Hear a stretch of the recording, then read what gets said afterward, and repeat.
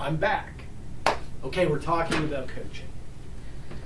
There's a lot you can say about coaching. Obviously, take a look at the slide. It's got quite a few concepts that I'm throwing at you. But again, most of this is very commonsensical. For example, the first two issues that you want to deal with as a coach. And think about your role as a leader, as a supervisor or manager. You're not just the boss, you're a coach, you're a mentor, you're a cheerleader, you're part psychologist, you're all of these things wrapped up. And so a lot of what we're talking about are just fundamental ways to motivate, lead, build cohesion with your troops, so to speak.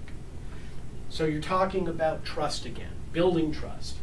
Trust will fundamentally help people take a risk, put forward ideas. To build all of those things, to build trust, to make things happen, you need to create focus. By focus, I'm talking about, plan for what you want to talk about. Don't just walk into the setting and start ad-libbing. There's a time for that, but not now. You want to have a firm understanding of where it is you want to go.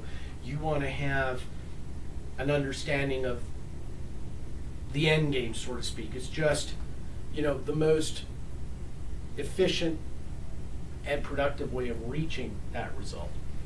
So have a plan. And in the course and scope of the discussions, remember to conclude. Even if at the end of that meeting you haven't completely solved the dilemma, you still want to have a conclusion. You want to make people feel a sense of accomplishment, that this was not in vain. So you want to have accomplishment.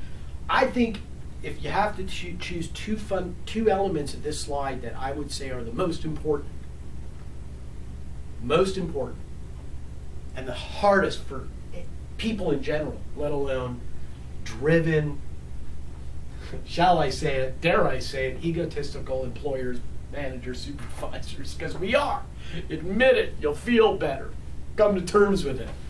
We all have an ego. You cannot really obtain a position of leadership unless there is some degree of ego. And I don't even say it in a bad sense. It's a positive if kept in check, because you're talking about confidence.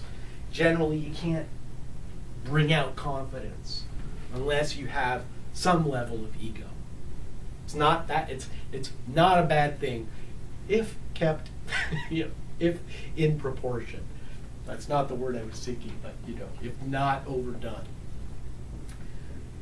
But part of the problem with ego is that it can be blinding, and we shut down to influences, feedback, and input from sources outside of ourselves. Because of course we know best. Well, sometimes we do, but oftentimes we don't. And a good leader understands that it's fundamental to let go of your beliefs. It's fundamental to let go of your judgments. I teach listening skill classes, and one of the aspects of listening, and I use this as part of sales and marketing, but in sales and building relationships with prospects, is you don't go in and hit, hard sell, hard. We hate that. Everyone hates it. It's not a very productive way of doing business. Part of what really a well-crafted sales approach is knowing how to listen, but really listen in the sense that you are not prejudging and you're not pre-concluding based on your own biases and thoughts. And that's really harder, done than said. It is. It's really difficult. Think about it. Watch yourself in any given day in discussions with other people. Think if you are already, as the other individual's talking to you, think if you are already preparing, so to speak, to respond. So you're already developing your own position before they've even stated their full idea. That is human nature. It's how we operate, but it is not the best course. If we want to derive ideas from others, if we want to actually implement those, we have to listen. And that means we have to shut off, we have to cut off our prejudging, our judgment, our beliefs. Hold them in abeyance at least until you thoroughly listen to what your people are telling you. You don't have to agree, but it's called open-mindedness. You've got to try to do that. And it's probably one of the most difficult aspects of this. Other important elements, the environment that you're conducting this process. I believe it's really positive to allow employees an opportunity to free think. So you might even say, look, once you get the ball rolling on the concept you're trying to achieve, and people have been delegated responsibilities, give them a system, give them a place where they can go to think. You know, you can analogize this to advanced societies.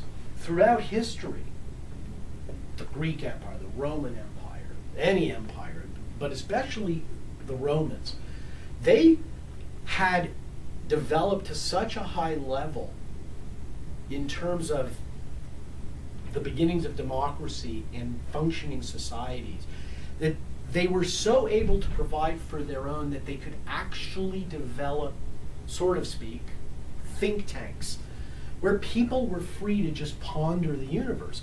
That's why the fundamentals of philosophy stem from the Greek and the Roman empires. There's a reason for it. That strength of organization that allows that kind of free thinking, you can bring it into your enterprise by allowing individuals a regular routine where that's all they're charged with doing. So it's a quiet environment that doesn't have a lot of interruptions. That's really, and distractions, that's fundamental. The other elements that we want to talk about when we're thinking about coaching and how to spur ideas, brainstorming, to develop and get broad inquiries, because you don't really want to drill down too quick. Obviously, we don't know what the issues are. That's part of this process. The most significant and effective way of moving forward is to take all submissions and let your mind go with brainstorming. Again, it's hard because we're filtering, we're judging, we know best. Just hold that off to the side. You can always bring that out. You can always put forward your ideas, but they can wait. So you want that. You want to watch for body language. I got a lot of it, don't I? I'm a mover and a shaker, man. Body language will tell you a lot. If someone's struggling with trust, are they feeling uncomfortable? Are you overwhelming someone? Are you demonstrating a lack of belief and trust in your people? Body language and tone of voice are very important. They are clear examples and obvious indicators of feeling, and feeling is important to the environment. Lastly, we talked about it on the prior slide, create a plan of action. One of the most intrinsic and basic elements of successful action plans is accountability. Make sure, I told you this isn't all granola, people have to be accountable. By accountable, I don't even, again, it's not a negative concept, it's just saying know what you're tasked with and keep them on focus, on task, and then encouragement. Encouragement will help that accountability. Don't make accountability punitive.